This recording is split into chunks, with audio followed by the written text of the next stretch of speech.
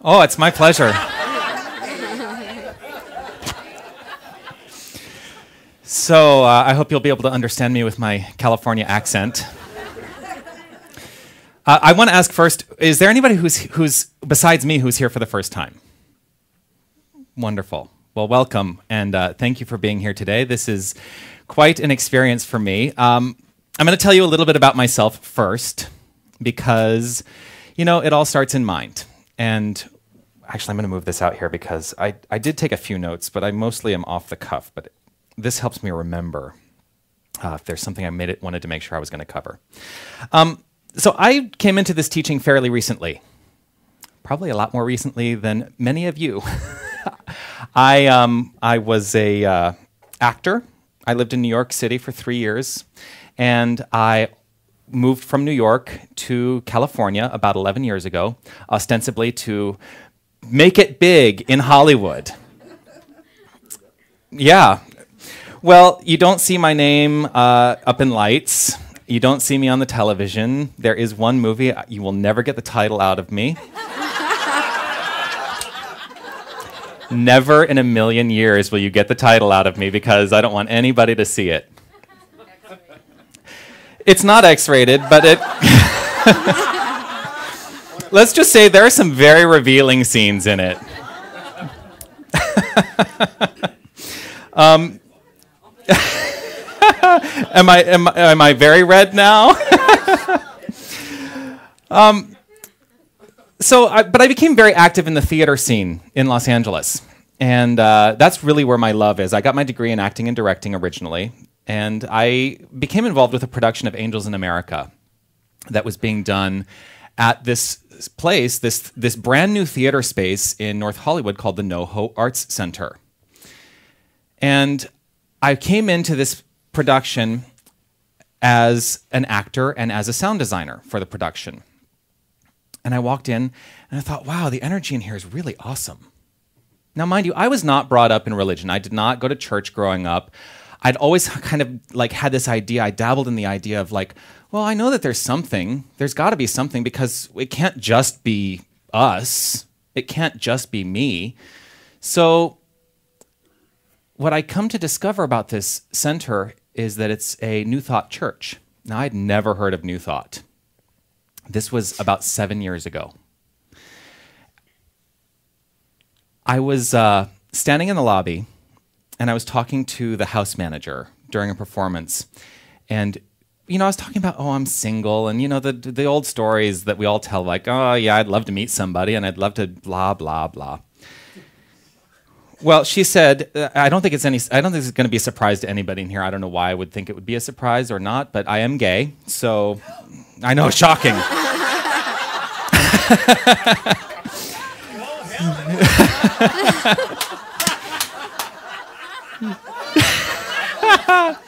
So I'm talking with the house manager, and it turns out that she's a practitioner with the center, and that's how she became involved with being the house manager for this production. And she said, oh, there is this guy that you need to meet. He's really great. He's really great. You should come to service on a Sunday, and because he goes to the church. And I step back and I think, oh no, I'm not a church guy. No, I don't. I don't want to go to church. I don't want to have anything to do with it. Nope. Well, it took a couple weeks, but she finally convinced me to go to church and meet this guy. 7 years later, it didn't work out with the guy, but I have barely missed a Sunday since. There is something profound about this teaching that cuts through the typical ideas of what church is and what religion is. You know, it gets to the core of our very being as spiritual entities within this universe. And that's what really, really spoke to me that day, was there is a power for good, and I get to use it. Not only do I get to use it, I am using it in every moment of my life, and so are you. So that's where I come from.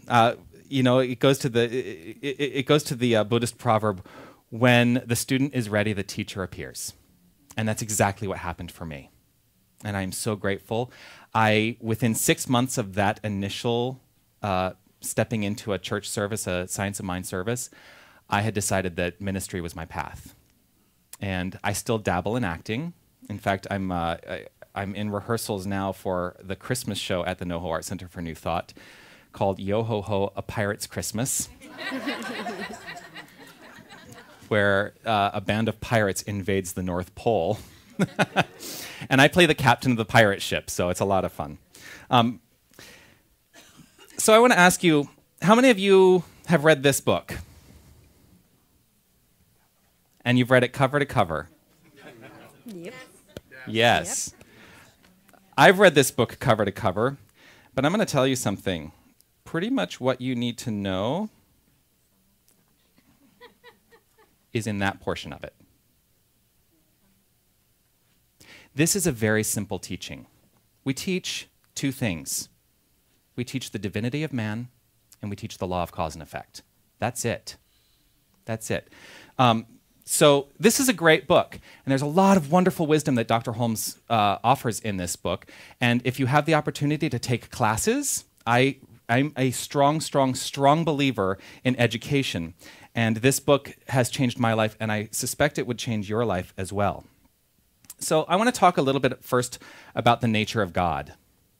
Because one of the things that was like church, I don't want to go to church, idea was that God has a really bad rap. We have a tendency to, in our various cultures, we're brought up with this idea that God is something out there, that God is something that is looking down upon us, passing judgment on us, and that can be very, very difficult. It lends to a very difficult life. And it lends to a difficult life because we've made a decision to buy into that. We've made a decision to buy into this concept and this idea that we can be victim to something outside of ourselves. And I'm here to tell you it's not true. I'm here to say that the idea of God as something outside of yourself is not true. The first thing we teach, the divinity of man. There is a binding essence, a binding energy that brings us all together. And when we accept that, when we understand that, when we recognize that, we are one. We are one with the one. God is not a being, except that God is simply being through us and as us. And this is very important to understand. My talk title today is called The Magnificent Because. Growing up, I don't have children. Maybe I will someday. But I have nephews, and I'm going to talk about one of my nephews a little bit later, who went through a period where where you would say something, and the answer that would always come back is, well, because. You would ask them something, well, why is that? Oh, just because. And I think it's a very interesting answer to many questions, because. Because what that does is it actually opens you up to the idea of living in faith. The idea of living within this idea that you don't need to know all the answers. You don't need to have all the answers. You simply live in an understanding and a deep faith. So God is who you are. There is nothing else. Why is that? Because. And the trick to this entire teaching is embodying that, is to really, really take that in and live it for no other reason than you've decided that this is the truth from which you want to live. The reason you are here is just because. You are here to express the highest version of yourself at all times. It is very interesting. You were telling me before, it's like, I talk over here, and then I talk over here, and then I talk over here. I'm not ignoring you, I promise. It's just... So, I want you to say, I want you to repeat after me. There is one life. There is one life. That life is God's life. That life is God's life. That life is my life now. That life is my life now. There is one life. That life is God's life. That life is my life now. This is the truth for every one of us. Absolutely. Absolutely. And it opens your world up when you embody this, when you accept this, to a world of possibility that you may not even realize is there for you. Because possibility is infinite. There is nothing you cannot accomplish. There is nothing you cannot do when you open yourself up to this. The only reason you cannot do something is because you have made a decision not to do it. And in that decision, you have decided not to decide. You have decided to not do something.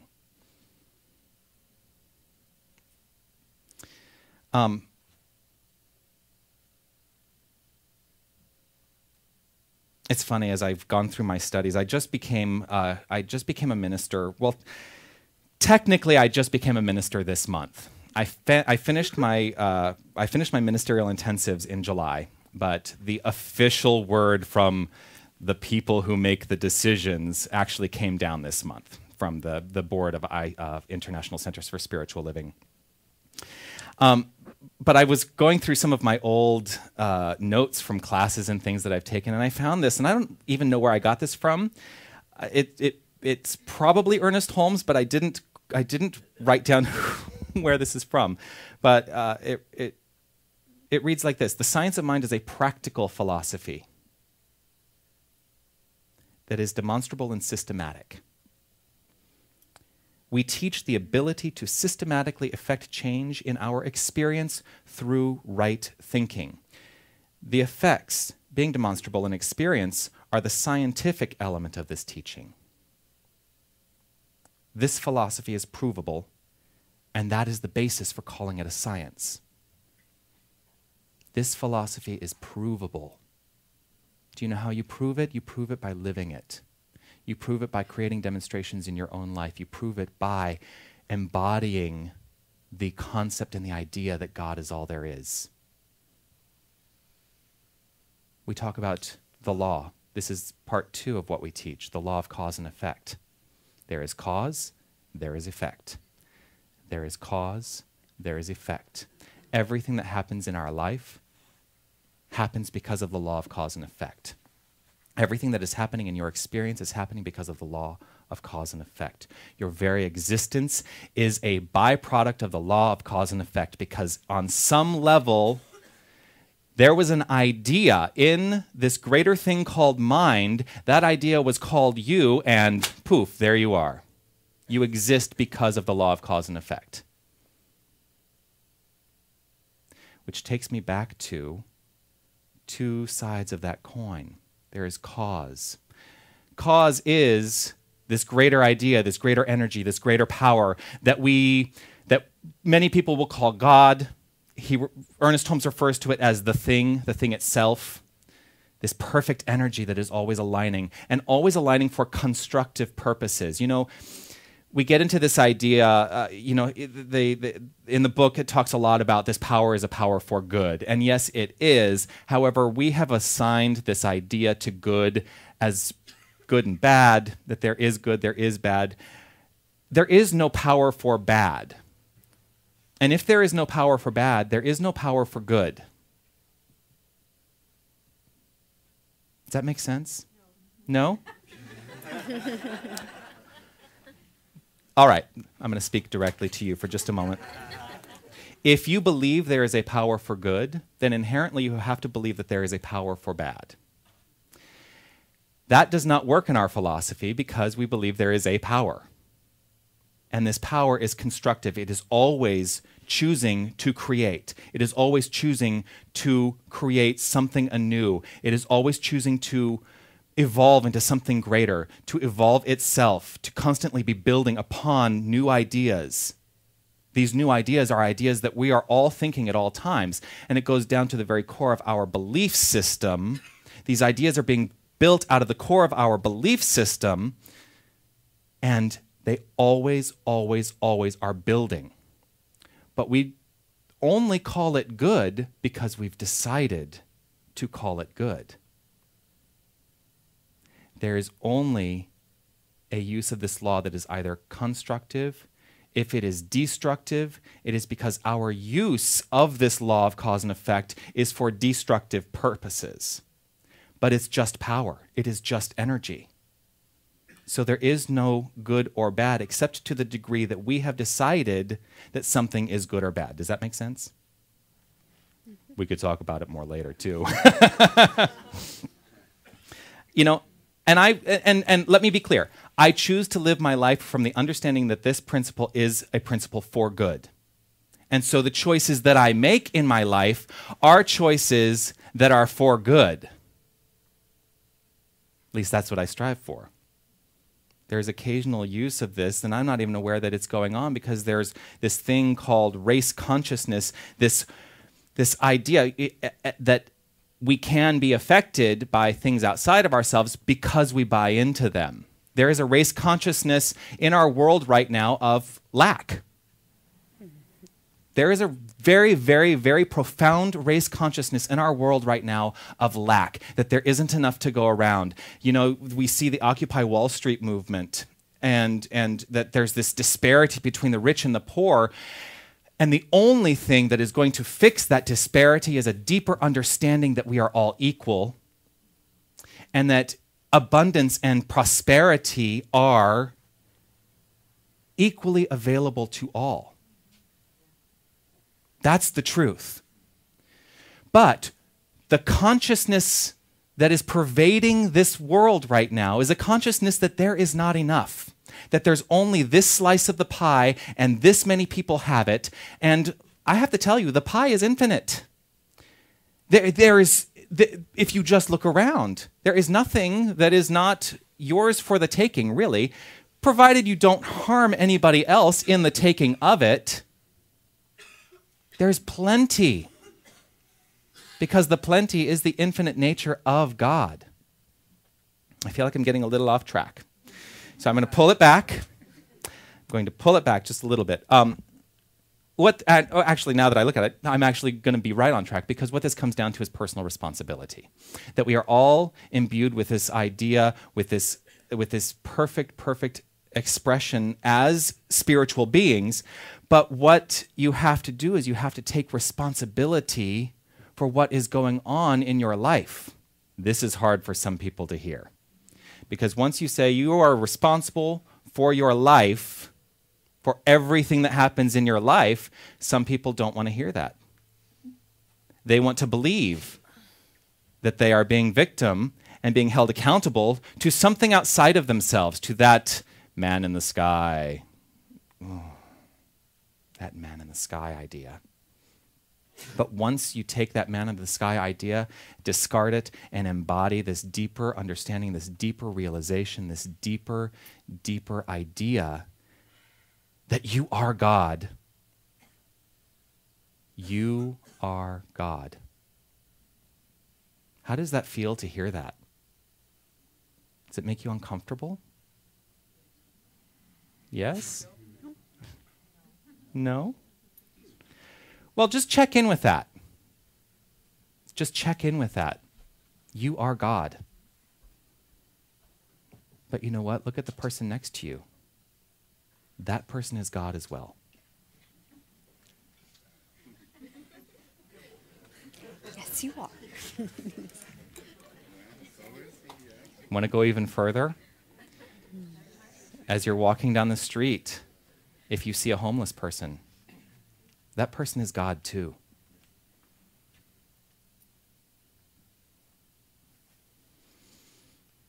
I hesitate to say this, but the former president of the United States, if I believe this principle, I have to accept he was God too.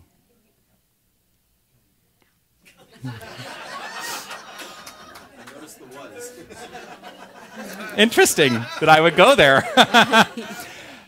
Well, he was the president. He still is God. Now, this goes to this idea that, for my taste, he was using this law of cause and effect in a destructive manner. So for me, that's not good. However, that's my decision. In his mind, it was good. So there's the difference, is it's all our own perception. It's all our own perception. So you cannot be a victim in this philosophy. If you are a victim, you will seek out a perpetrator. That's just the way it works. You seek out a perpetrator. Because if you decide you are a victim, then you have to have a perpetrator to be victimized by. Well, what that does is it, again, sets up this dichotomy of something other than your experience as God, that there is something outside of you. Something outside of you. Now, I sometimes will get asked the question, what happens when you look at children and their experience of the world, that there are horrible things that have happened to children. And how do you express this philosophy in a way that can take into account that there are things that seemingly happen to people that can be difficult to swallow? Well, this is where I'm going to talk about my nephew, Aiden, for a little bit. He's 8 years old now. He was 6 years old when this event happened to him. He got a terrible case of chicken pox. And the virus, I forget what the term was, but it got into his bloodstream and started going rife throughout his entire body. He ended up in the hospital and was, they induced him into a coma and started pumping his body full of antibiotics and working to clear out this illness. And I look at that and I think, well, what was it in his mind? What was it in his experience that made this happen? That was a tough time for me, because Aiden and his younger brother Rowan are my two dearest, they're like my own children practically. It was a very tough time for me. And the answer to why did this happen? Because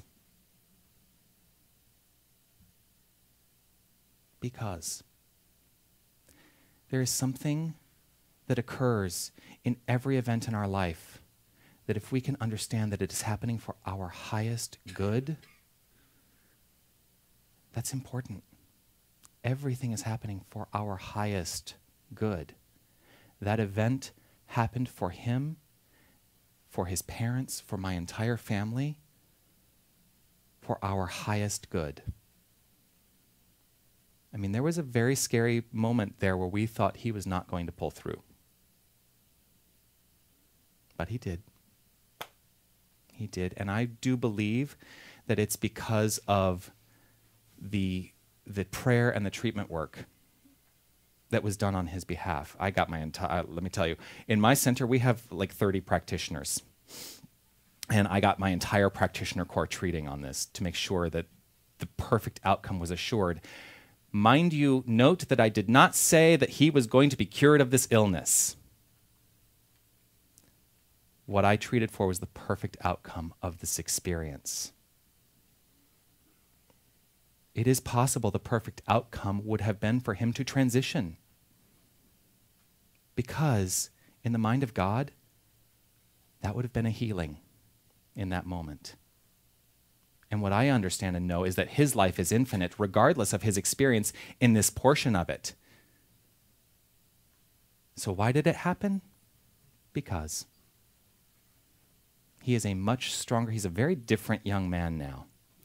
He is much more self-assured, self-reliant, and he's more willing to try new things, which I think is a very interesting outcome of that experience. That it didn't put him into a place of fear. It put him into a place of, I need to enjoy and experience my life. So the highest good was done. The highest good was done. He is willing to live his life to the fullest. He is willing to experience and have it all. And I'm so grateful for that. Speaking of grateful, I want to talk a little bit about gratitude, because I know that we're in between our Thanksgivings, because you had your Thanksgiving, and we're about to have our Thanksgiving.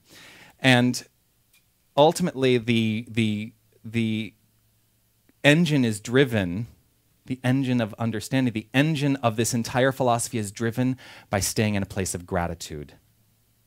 And there were different people from different philosophies who all did their own prayer work in their own way for my nephew. The common denominator between all of it, because there are some people who pray to the outside God saying, please make him well. The common denominator is that there's an energy of gratitude behind the work already being done, behind the healing already having been accomplished. And that gratitude, that energy of gratitude, is always what will drive you to the demonstration of your life, the demonstrations of good in your life. So live a life of gratitude. It's very important. We shouldn't just experience and celebrate gratitude once a year. It needs to be every single day, every single day. So,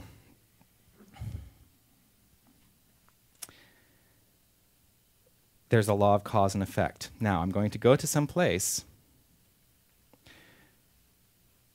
Why do things happen? Because. How do things happen for you? Any ideas? You do choose. You do think them, yes. But the reason that they happen for you is be cause.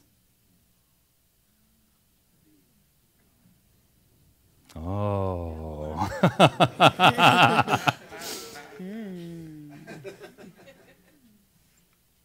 And that goes to that idea, that deeper idea of really embodying this. Be cause. Be the cause. Gandhi says, be the change you wish to see in the world. That's what he's talking about. Be cause. Be that factor that will change the world. And it doesn't have to change the entire world. It has to change your world, your perception of your experience in this world. Once you change your perception of this experience in this world, everything around you aligns based on that perception. Be cause. Be God. Be the thing itself. Always allow your thoughts to come from that higher place, from that higher understanding that that is who you are. If you seem to find yourself getting off track at any time, say, great, I see that I've gotten off track. It is time for me to be cause.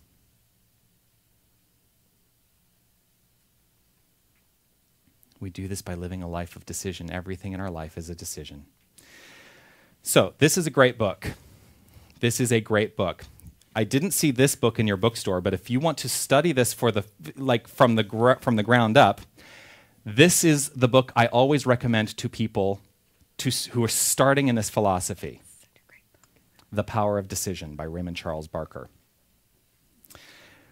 There are some things in here that I wanted to read to you. First of all, no creative process can begin until a decision is made. Your life is stagnant until you make a decision. And remember, if you decide to not decide, you're still deciding. If you decide to have a stagnant life, it will be a stagnant life. The creative process awaits your decision and your calm acceptance of the necessary work on your part following the decision. We have this idea within this philosophy when you study in classes. It's called treat and move your feet. Now, treatment is our version of prayer, for those of you who may be new to this philosophy.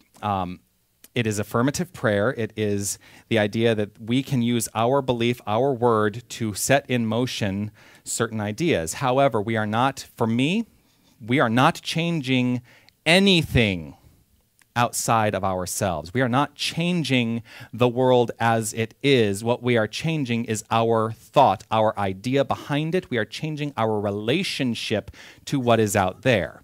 When you do that, when you change your relationship to what is out there, it can do nothing but change what is out there. Because your highest good is always, always, always being done. When you change your mind about something, everything around you changes. So when we say treat and move your feet, that's great. However, if you treat and things aren't changing out there, it's not because you're not moving your feet. Even if you treat and you say, great, I've treated, now I'm going to go do this. I'm going to work really hard at making this happen. You're not going to make anything happen. Treatment must impel the action. Treatment must cause within you the movement of the feet. If you just treat and then you decide to go over here and try and make it work, you've now separated those two. Treatment, the very act of treatment, the very act of changing our minds, of changing our belief structure, is what should impel the action. That action happens because of the treatment. So yes, treat and move your feet, but understand that if you have not been impelled to move your feet through treatment, keep treating. Keep changing your mind. Keep making the decision. Keep stepping into the next and the next and the next, knowing that it is always, always, always growing and expanding for your highest good. Now, one of my favorite quotes of all time when it comes to making decisions. He writes, Raymond Charles Barker writes this: if you want to make a decision in your life, if you want to start living a new experience, start doing new and different things. Start eating different and interesting foods. Start activating your social life. Expand your circle of friendships. Go everywhere you are invited, whether or not you want to go. That was a hard one for me to take. Because I tell you, I used to sit at home. I used to be such a homebody, and now I'm open to the possibility. I'm open to going where I am led. If you need new clothes, get them.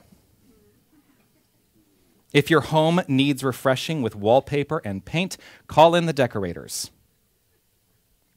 Shift pictures from wall to wall, rearrange them in various rooms. This is really now we're really at my very favorite quote of this book. Read more books like this one.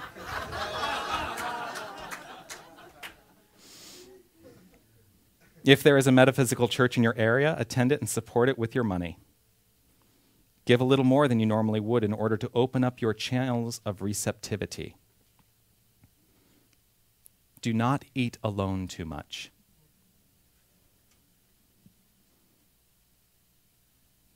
Do not be alone too much.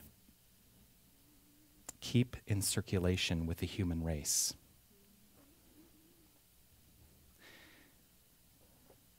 Ultimately, what he's talking about there is being cause. Stepping into that higher, deeper, more profound understanding of who you are and what you have to offer to this world, to this life, to your life, to the lives of those around you. You are the change you wish to see in the world. So step into that deeper idea. Step into that deeper embodiment of your unity with God and as God.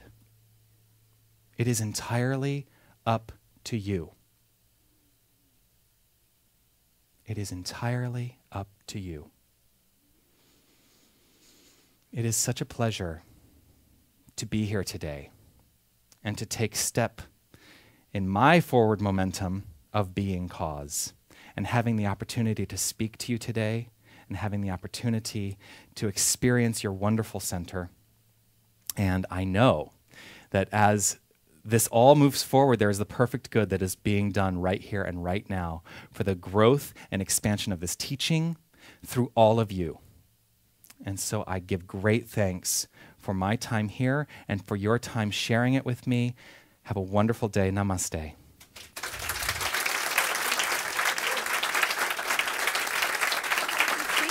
Sure.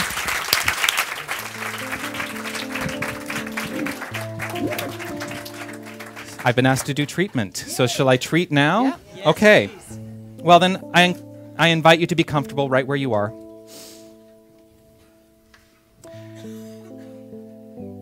Consciously focus your awareness on this moment, because this moment is all that exists. And step with me. If it's comfortable for you to close your eyes, do so.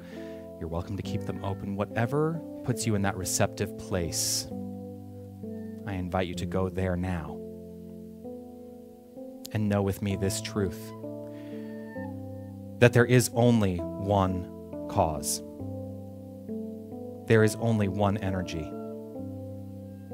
There is a perfect idea that is transpiring and evolving and expressing through, in, and as all things. This energy, this perfect idea is God. I call it God, and I call it good, and I call it constructive because that is the use I make of it right here and right now. And I get to make that use of it because of my deep embodiment and understanding that I am one with that creative power. And so is every single person here. Everyone here is having their way in life as God. There is one life. That life is God's life. That life is the life of every single person here. And so from this understanding, from this place of power, I speak my word, knowing that this word has power because it is the word of God being spoken through me. And so I claim more prosperity. I claim greater expressions of abundance. I claim it for myself and I claim it for every single person here. I claim perfect health and an expression and a revealing of the perfect God health that is who I am and who every single person here is. God is the perfect expression and divine idea that is health. And so anything that seems contrary in my mind is abolished. It is obliterated right here and right now because I know the truth that there is only that one thing. There is only God expressing from the highest, from that perfect, highest idea of health. And I claim right here the perfect expression of God through me, as me, through every single person here, as every single person here. This perfect creative expression is overflowing into greater ideas of itself, constantly moving forward, constantly taking us to the next thing and the next thing and the next thing. And it is ever expanding and ever growing into great, great good.